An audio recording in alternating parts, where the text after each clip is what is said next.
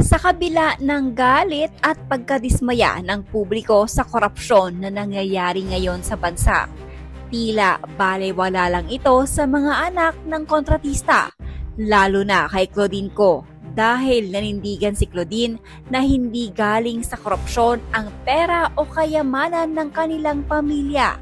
Ayon kay Claudine, bayad umano ng gobyerno sa kanila ang pera dahil sa serbisyong kanilang ginawa. Kaya naman, ayon dito, wala daw ang pamilya niya utang na loob sa mga Pilipino. Like, hello? Wala kaming utang na loob sa mga Pilipino, okay? This is not from taxpayers' money. The government literally paid us for the service that our business provided. Gets?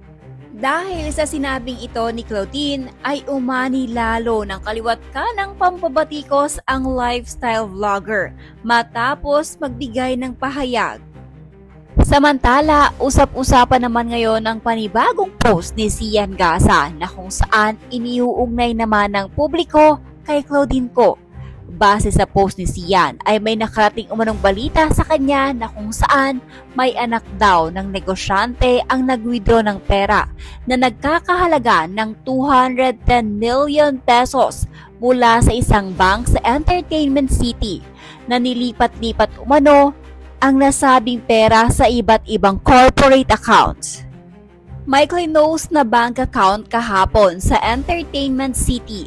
210 million ang laman mula sa pangalan ng anak, inilipat sa maraming corporate accounts.